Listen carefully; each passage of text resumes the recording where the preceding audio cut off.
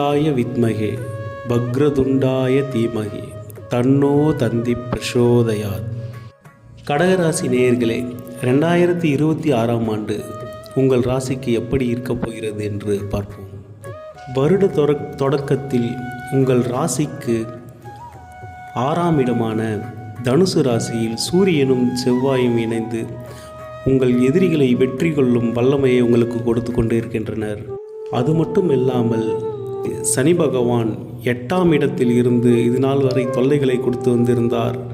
அவர் கும்பராசியில் இருந்து முழுவதுமாக மீனராசிக்கு பெயர்ச்சி ஆகிவிட்டார். அஷ்டம சனி உங்களை விட்டு விலகியதே மிகப்பெரிய சந்தோஷம். ஏனென்றால் 7.5 சனியை விட அஷ்டம சனியே அதிக கெடுபலன்களை கொடுக்கக்கூடியது. தற்பொழுது சனி பகவான் 9ஆம் இடமான பாக்கியஸ்தானத்தில் அமர்ந்து உங்களுக்கு பல நன்மைகளை செய்ய காத்திருக்கிறார். உங்கள் தந்தையின் உடல் நலத்தில் மட்டும் சிறிது கவனம் எடுத்துக்கொள்ளுங்கள். உங்கள் ராசிக்கு 6 மற்றும் 9க்கு அதிபதியான குரு பகவான் மிதுன ராசியில் பக்ர நிலையில் சஞ்சரித்து கொண்டிருக்கின்றார். கெட்டவன் கெட்டிடில் கிட்டிடும் ராஜயோகம் என்ற வார்த்தைக்கிணங்க உங்கள் 6ஆம் இடத்து அதிபதியான குரு பகவான் 12ஆம் வீட்டில் பக்ரமாக சஞ்சரிப்பது மிகவும் நல்ல காலமே. அவர் கடகராசிக்கு 2026ஆம் ஆண்டு ஜூன் மாதம் 2ஆம் தேதிக்கு மேல் பெயர்ச்சியாகி தன் உச்ச வீடான கடகத்திற்கு வந்து விடுவார். அதுவரையில் உங்களுக்கு நற்பலன்களையே வழங்குவார். சர்ப்ப கிரகங்களான ராகு பகவான் மற்றும் கேது பகவான் ஆகியவர்கள் 2ஆம் இடம் மற்றும் 8ஆம் இடத்தில் அமர்ந்துள்ளனர். 2ஆம் இடம் எனும் சிம்ம ராசி உங்கள் வாக்கு, தனம் ஆகியவற்றை குறிக்கக்கூடியது. எனவே குடும்பத்தில் பேச்சில் கொஞ்சம் கவனமாக இருங்கள். கடினமான வார்த்தைகளை குடும்பத்தில் உள்ளவர் மீது பயன்படுத்தாதீர்கள். இதனால் குடும்பத்தில் சில வீண் பிரச்சனைகள் உருவாக வாய்ப்புள்ளது. 8ஆம் இடமான கண்டம், அவமானம், அசிங்கம், ஆயுஸ்தானமான கும்பராசியில் ராகு பகவான் சஞ்சரிப்பது அவ்வளவு நல்லதல்ல. டாக்குமெண்ட், முக்கிய ஆவணங்களை மிகவும் கவனமாக கையாளுங்கள். 8ஆம் இடத்தில் உள்ள ராகு பகவானால் சில வம்பு வழக்குகள் வரவும் வாய்ப்புள்ளது. வாகனங்களில் செல்லும்போது மிகவும் கவனமாக செல்லுங்கள். உடலில் உள்ள ஆசன உறுப்புகளான கழிவுப்பாதை, சிறுநீர் பாதை போன்றவற்றில் சில உபத்திரங்கள் ஏற்படவும் வாய்ப்புள்ளது. உடல் உபாதைகளை அலட்சியம் செய்யாமல் அதற்கு விரைந்து மருத்துவம் செய்யுங்கள்.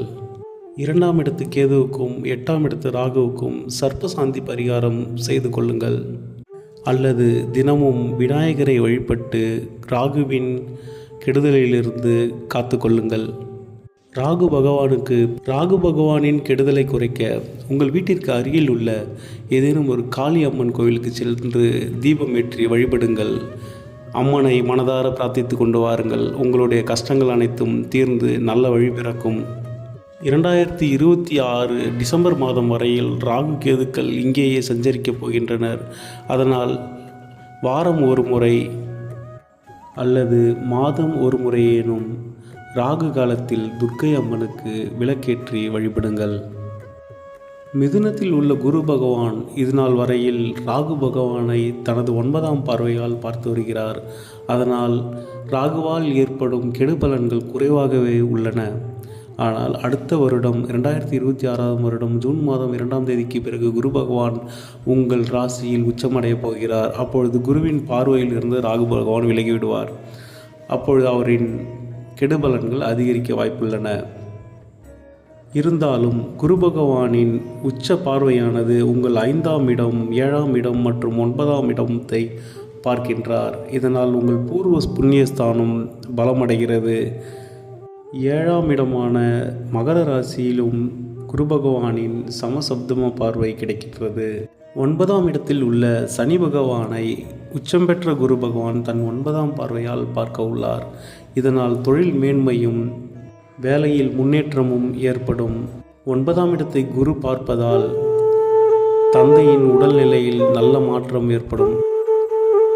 கடகராசி நேயர்களே, அனைவருக்கும் இனிய புத்தாண்டு நல்வாழ்த்து.